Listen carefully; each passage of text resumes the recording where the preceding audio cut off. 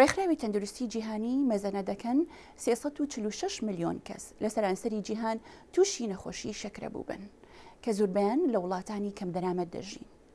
ڕێکخراوەکەی WHO دەشڵێت کەوا ئەگەر ئەو نەخۆشیە بە ڕێژەی ئێستاکەی بەرز بێتەوە تا ساڵی 2030 ژمارەی گیانلەدەستدان لە ئەنجامی ئەم نەخۆشیە دەگاتە دووهێندە. شارەزایانی تەندروستی ئاگاهیشیان داوە کە نەخۆشی شەکرە ڕەنگە بێتە پەتایەکی جیهانی دەرئەنجامێکی خراپی تەندروستی و هەروەها ئابووریشی لێ بکەوێتەوە.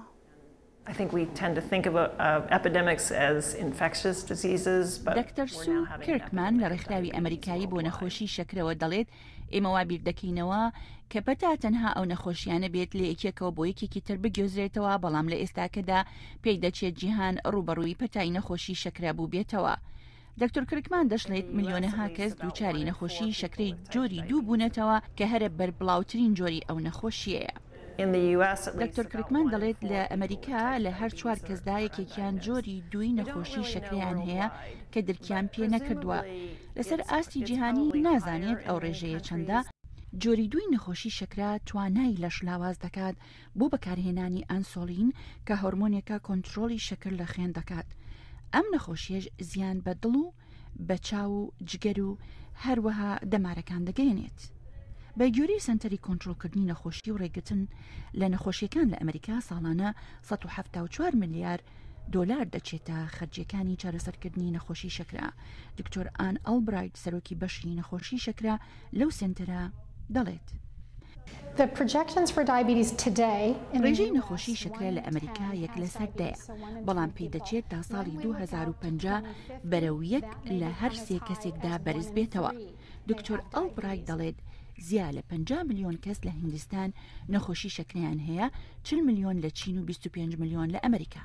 نزیکەی لە سەدانەوەتی ئەو حاڵەتانە دووچاری جۆری دووی نەخۆشی شەکرە بوونە کە بەشێکی زۆریان پەیوەندیان بە قەڵەوی و تەمەنەوە و هەروەها فاکتەرەکانی ڕەگەزیشەوە هەیە. ئەو دەڵێت کارێکی گرنگە ئاماژە بە ئاسیوەکان بدرێت، بە تایبەتی خەڵقانی باشووری خۆرهەڵاتی ئاسیا، چونکە تووشی نەخۆشی شەکرە دەبن لەگەڵ ئەوەی کێشیان کەمە. زانایان دەڵێن قەڵەوی و وەرزش نەکردن دەبێتە هۆی زیادبوونی ژمارەی ئەو حاڵەتانە کە پێویست دەکات لە سەرەتاوە نەخۆشیەکە دەستنیشان بکرێت و چارەسەر بکرێت تا خەڵقی تەمەن درێژ بن. دکتۆر مارلین ستاتین ڕاوێژکاری باڵا لە بەشی تۆژینەوەی نەخۆشی شەکرە لە ئەنستیتیوتی نیشتیمانی بۆ تەندروستی